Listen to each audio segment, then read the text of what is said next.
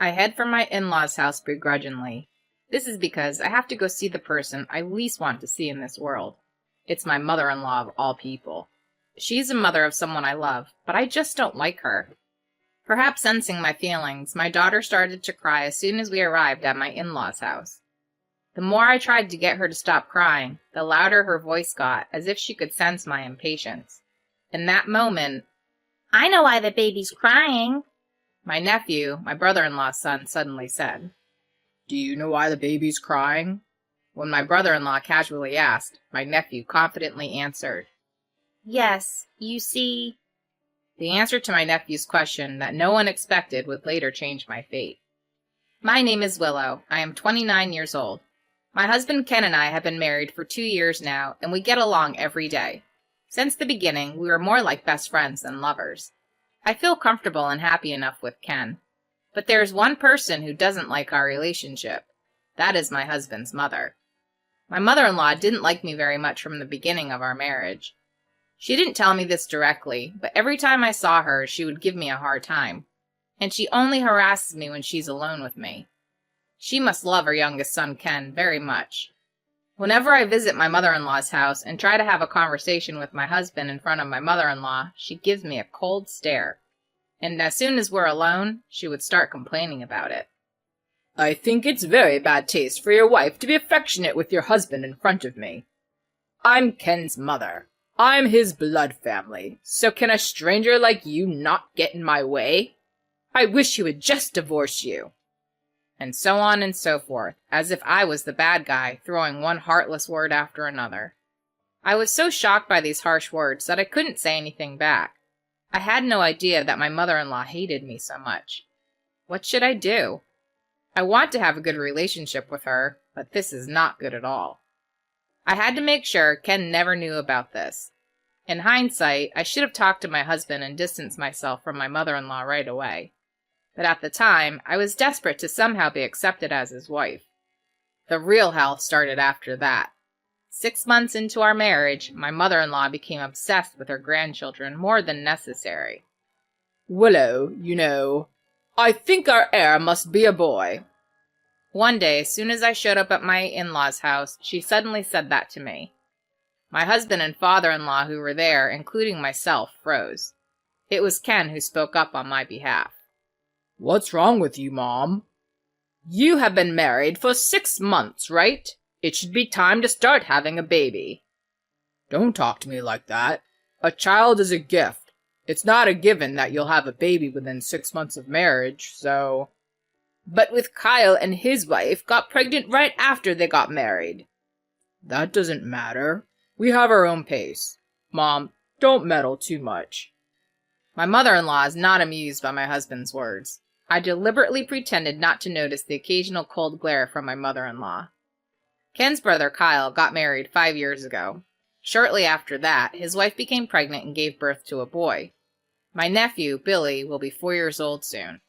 Billy loves to be around me and my husband, and I feel his growth every time I see him.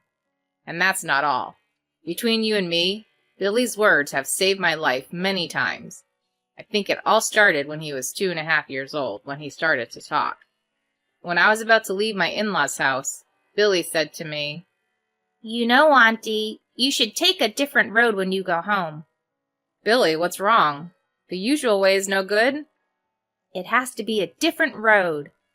Okay, I'll take a different road today." "Yeah, use a different road." My husband had been drinking at my in-laws' house, so I couldn't ask him to drive, so I had to drive home.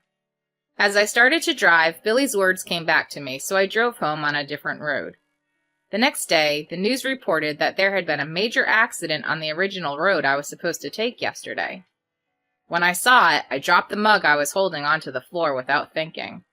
When I explained my conversation with Billy to my husband, who came running to me, he said it was just a coincidence. After that, Billy often made comments that bothered me. He never displays any of his abilities in front of my husband or mother-in-law. Does he have magical powers? One day, I approached my brother-in-law Kyle about this. "Excuse me, Kyle, I'd like to talk to you about Billy." I didn't miss the moment when my brother-in-law's face scrunched up for a moment. He must have sensed something. He pulled my arm and moved from the living room to the hallway. Then he said in a quiet voice so that others could not hear, "What's this about, Billy?" Well, maybe it's just a coincidence, but Billy saved my life a couple times. Billy saved you? Yes, I've been saved from accidents and a few other times. I was wondering if maybe Billy has some kind of special power. I see. So, you too? What do you mean? He usually only uses that power in front of me and my wife, but I guess he used it in front of you too. Apparently, Billy had shown that power to my brother-in-law and his wife several times. According to my brother-in-law, he never made such comments to anyone outside of the family, so he didn't care much about it. However, if this ability was revealed to the public, it would eventually become a big problem. In order to avoid such a situation, my brother-in-law and his wife were desperately trying to hide Billy's power. I was curious as to why Billy was using his power on me too. It's been almost a year since I found out about Billy's powers. I found out that I was pregnant a while ago, but I had been suffering from morning sickness and had not been able to visit my in-laws very often. I heard that my brother-in-law and his wife were coming back to visit them when we did. I was eager to see them, but at the same time, I was somewhat relieved that I wouldn't have to see my mother-in-law. In the last trimester of my pregnancy, morning sickness finally settled down. But on the other hand, my belly was getting bigger, so my daily life started to be a little bit difficult. I'm on maternity leave from work, but I have a lot of things to prepare for. You never know when your child will be born. And when I went on maternity leave, my mother-in-law called me every day. "Hello, Willow. Are you taking the supplements I sent you?" Well, I'm taking folic acid supplements that I originally bought myself. "That's not good enough. Take the ones I sent you. That's the expensive one I recommended on the mail order site." Even if you say that? "Listen here. You're a failed wife who couldn't conceive a boy, so at least give me a satisfactory child." Yes, the baby in my belly was a girl. To be frank, I don't care what sex it is. As long as the baby is born healthy, that's all that matters to me. But my mother-in-law wants to have it her way, right down to the gender. It was mentally demanding just to be put under such pressure. When I told her that my baby was a girl, she was in an overly bad mood. After that, my mother-in-law's harassment escalated, and she told me to take the supplements she had prepared for me. She also started sending me books on preparing for a second child. I hadn't even finished giving birth to my first child yet.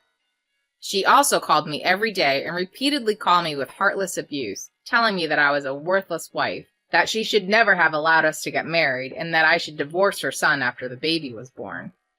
I was exhausted from the pregnancy, and my mother-in-law's words were coming back to haunt me, both physically and mentally. However, I could not tell my husband this fact. I didn't want to worry him, of course. But more than that, I was afraid of retaliation from my mother-in-law.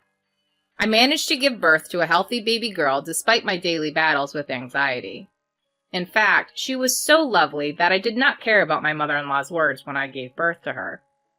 On this day, 1 month later, my husband was driving me to my in-laws' house. There was only one reason: to show them my daughter.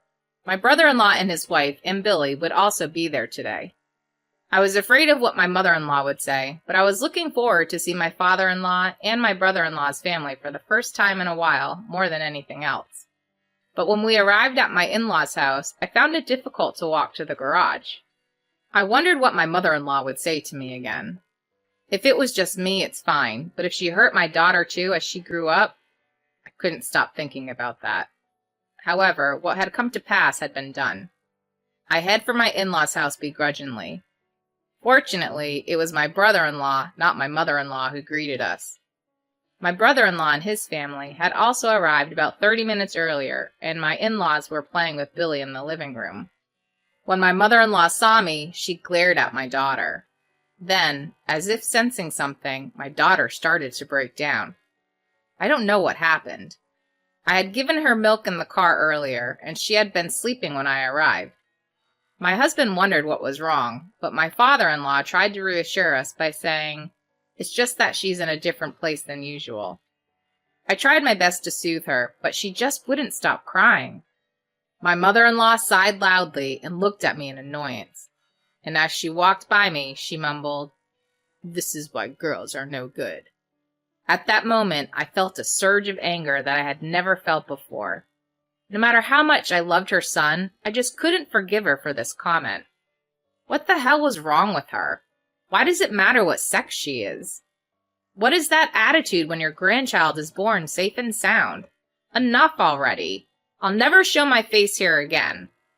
I just need to endure this for one day, I thought, trying desperately to suppress my resentment.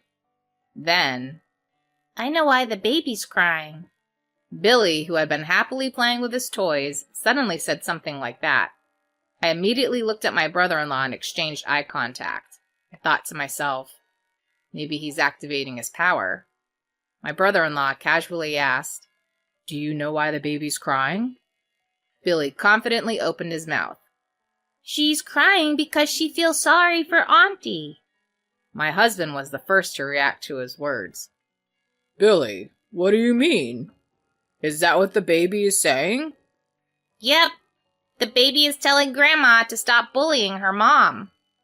At the mention of the word bullying, everyone in the room turned to look at my mother-in-law, and then my mother-in-law started shaking, and then said in a muffled voice, "What's wrong with this child? So weird." Billy continued without caring about the situation.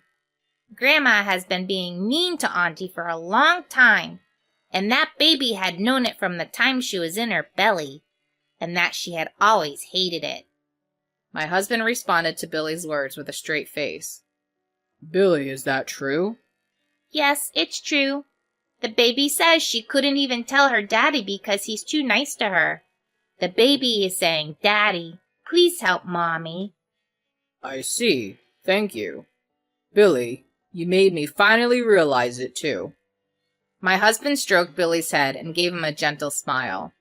Then he turned his head back to his mother and his expression changed to that of a demon. He could hear his mother's voice, but he didn't care and started to yell at her. "Mom, is it true what Billy just said?" "No, it's not true. I don't know anything about that. You're insane to believe anything a child says." "I'm going to ask Willow for the facts right here and now, okay?" "Of course it's okay. Willow knows the truth. I've never been mean to you, have I?" My mother-in-law drags her face and makes eye contact with me as if she's trying to get me to cover for her. I realized for a moment that I was intimidated, but at the same time, all the times my mother-in-law had sneered at me came rushing back to me. If there was ever a time to admit everything, I thought it was now. I looked my husband straight in the eye and said, "Ken, I'm sorry I didn't tell you before. Your mother has been bullying me ever since we got married." "I knew it." "But I was afraid of what she would do to me if I told you." "Thank you for telling me. I'm sorry I didn't notice." I shook my head and my husband hugged me and my daughter. Then he turned to my mother-in-law and said something I've never heard him say before. "How dare you do this to someone I care about? I didn't think you were that much of a jerk. I'm disappointed. I don't even consider you a mother anymore. I want you to stay the hell out of my life." No. Please, Ken. It's not what you think. This is a misunderstanding." "Misunderstanding? Why would Willow lie about this? I know for a fact that you've been bullying Willow. You should be ashamed of yourself as a mother. You knew that if you did that, your family would be disgusted with you." "Because Willow took you from me, and because the baby wasn't a boy. So I did it for you." "For me? If that's what you think, then don't ever get involved with us again. My life will be ruined because of you, Mom. And what's wrong with your grandchild being a girl? Don't force your selfish desires on me." "Ken, please listen to me. I don't want Willow to feel any worse. If it's between you and Willow, I'll take Willow over you any day. I'm not going to continue a family with a piece of shit like you. I'm cutting you out of my life forever." "Ken, no, don't say that. Don't say that." My mother-in-law sobbed and clung to my husband's feet. He looked at her with disdain. After that, my husband declared that he would cut ties with his mother, just as he had said. In response, my father-in-law and brother-in-law also announced that they would sever ties with my mother-in-law. My father-in-law forced my mother-in-law to divorce him and kicked her out of the family home. My mother-in-law had no money and nowhere to go, so she had no choice but to go back to her parents' house. However, my mother-in-law, who can barely make ends meet, is now treated like a housekeeper. It's the best ending she could have deserved. Karmic retribution. She should suffer at best until the day she admits her wrongs. We, on the other hand, still visit my father-in-law and brother-in-law and their families. Billy's magical powers seem to be diminishing by the day, and these days he almost never speaks of them. They say that babies and animals can see what adults can't see, but it may not be true. Even if what Billy has said so far is just a coincidence, it is true that his words have saved my life. I am now living a happy life, thanks to Billy without a doubt. I hope one day to tell my daughter about his magical power.